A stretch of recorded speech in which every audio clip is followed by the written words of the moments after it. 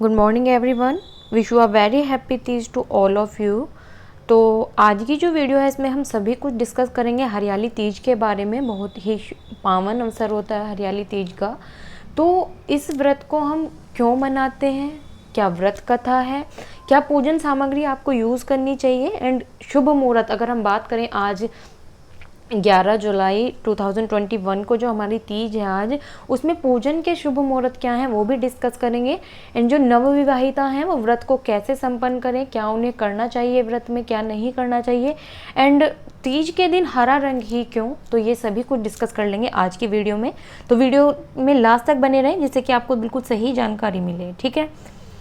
तो स्टार्ट करते हैं। सबसे पहले हम देखते हैं हरियाली तीज हम क्यों मनाते हैं, ठीक है।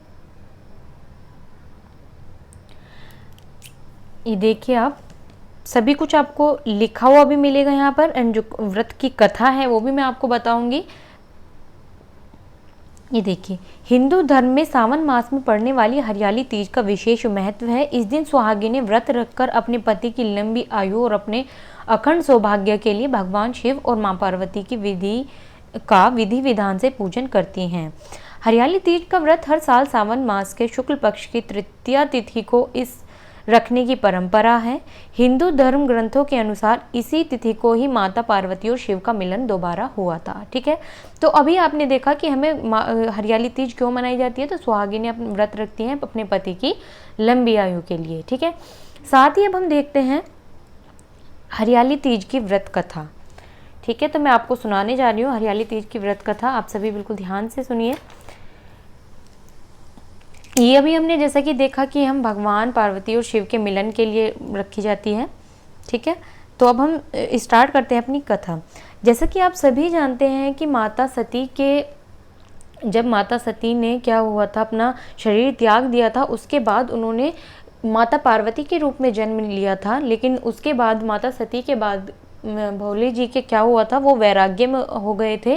वो किसी से नहीं मिलना चाहते थे, ना ही किसी से देखना चाहते थे, ना ही प्रेम व्रेम कुछ भी भावना उनके अंदर नहीं थी। जिससे क्या हुआ, माता पार्वती बेहद दुखी हुई और उन्होंने बहुत ही प्रयत्न किए शिव को अपनाने के लिए। वो भगवान शिव को अपने पति के रूप में पाना चाहती थी। तो उन्होंने क्या किया, भगवान शिव के लिए निराहार रहकर बहुत कठोर तप किया। उनके पिता जो थे हिमालय, वो चाहते थे कि माता पार्वती का जो विवाह है वो भगवान विष्णु के साथ हो जाए। तो उन्होंने नारद जी से ये कहा कि आप भगवान विष्णु जी से ये कहलवा दें कि मैं अपनी पुत्री पार्वती का विवाह उनके साथ कराना चाहता हूँ। भगवान नारद जी विष्णु भगवान के पास गए और उन्होंने कहा कि हे नारायण, जो हमारे हिमालय जी हैं वो अपनी पुत्री पार्वती का विवाह आपसे कराना चाहते हैं। तो भगवान विष्णु ने भी बिना किसी संकोच के इस चीज़ को सहमति दे दी। उसके बाद क्या हुआ, जो नारद जी थे वो माता पार्वती के पास आए। उन्होंने कहा कि आपके पिता आपका विवाह विष्णु भगवान जी से कराना चाहते हैं। जिस बात को सुनकर माता पार्वती बहुत दुखी हो गई और उन्होंने क्या किया, वो अपनी सखियों के साथ उन्होंने अपनी सखियों से अपनी बातें बताई कि जो बात थी कि वो भगवान शिव के साथ विवाह करना चाहती हैं। लेकिन उनके पिता हिमालय जी ने क्या किया है, भगवान नारायण के साथ उनका विवाह तय कर दिया है। तो उनकी सखियों ने क्या किया, उन्हें एक घनघोर जंगल में सुनसान जगह पर छोड़ के आ गई, जहाँ माता पार्वती ने क्या किया, एक शिवलिंग की स्थापना की खुद से, और वहाँ पर उन्होंने व्रत भी किया। भाद्रपद शुक्ला तृतीया में उन्होंने क्या किया, एक शिवलिंग की स्थापना की और निर्जला उपवास किया। और उन्होंने रात्रि में क्या किया, जागरण भी वहाँ पर किया, ठीक है। फिर अगली सुबह उन्होंने उस व्रत का त्याग किया। उसके बाद क्या हुआ, जो हिमालय जी थे वो बहुत परेशान हो गए अपनी पुत्री के लिए।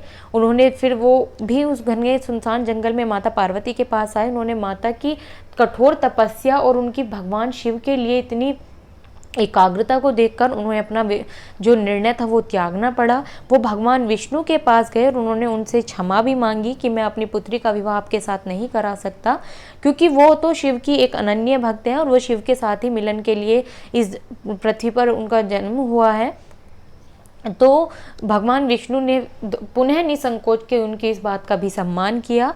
और उसके बाद माता पार्वती का क्या हुआ, शिव जी से विवाह संपन्न हुआ, ठीक है। तो ये थी हमारी हरियाली तीज की व्रत कथा।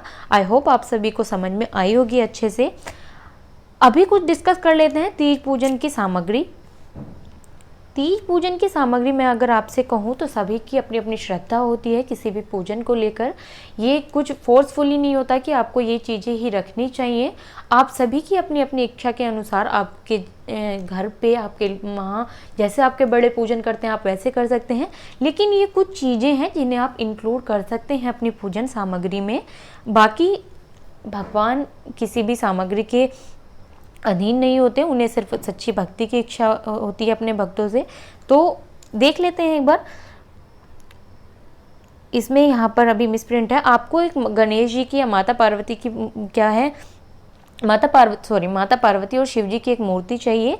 आपके पास नहीं है तो आप मिट्टी से बना सकते हैं। पूजा के लिए आपको पूजा चौकी, पीला वस्त्र, केले के पत्ते, जनेऊ, कच्चा सूत्र, नए वस्त्र, बेलपत्र, धतूरा, भांग, शमी पत्र, कपड़ा, एक जोड़ी जनेऊ योगपवीत चाहिए। इसे भगवान शिव और गणेश जी को चढ़ाना होगा। माँ पार्वती के लिए एक हरी साड़ी, 16 श्रृंगार जिसमें कि हम सिंदूर, बिंदी, बिछुआ, मेहंदी, चूड़ियाँ, मोहर, खोल, कुमकुम, कंघी, इत्र आदि शामिल होते हैं। इसके अलावा कलश, अक्षत, दूध, तेल, घी, कपूर, अबीर, श्रीफल, चंदन, गाय का दूध, गंगाजल, दही, चीनी, शहद और पंचामृत चीजें भी हरियाली व्रत पूजा के लिए चाहिए। ठीक है, जैसा कि मैंने आप सभी को बताया है, नेसेसरी नहीं है ये कुछ चीजें, लेकिन अगर आपके पास अवेलेबल हैं ये सभी तो आप यूज कर सकते हैं उन्हें। ठीक है, आज पूजन के शुभ मुहूर्त देख लेते हैं। पंचांग के अनुसार हरियाली तीज व्रत की पूजा 11 अगस्त सुबह 4:24 से 5:17 तक। उसके बाद दोपहर 2:30 से 3:07 तक। इसके अलावा इस दिन रवि योग भी बन रहा है।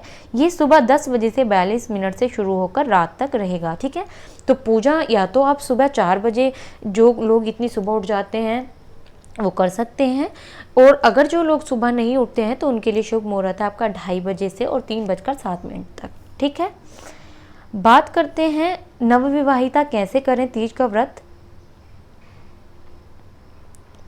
इस दिन सुहागिन महिलाओं को हरे रंग की चूड़ियां पहनना चाहिए।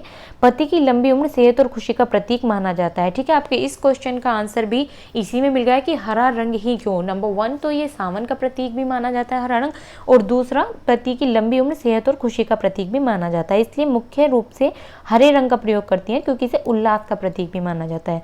हरियाली तीज पर माता पिता अपनी विवाहित बेटी को साड़ी, श्रृंगार का सामान, मिठाई, फल आदि देकर भेजते हैं। इस दिन मायके से आए सामान का प्रयोग किया जाता है। कुछ लड़कियां क्या होती हैं, ससुराल से मायके में जाती हैं इस दिन, और कुछ सबकी अपनी अलग अलग परंपराएं होती हैं। कुछ अपने ससुराल में ही रहकर करती हैं, मतलब उनके मायके से वहां पर सामान आ जाता है।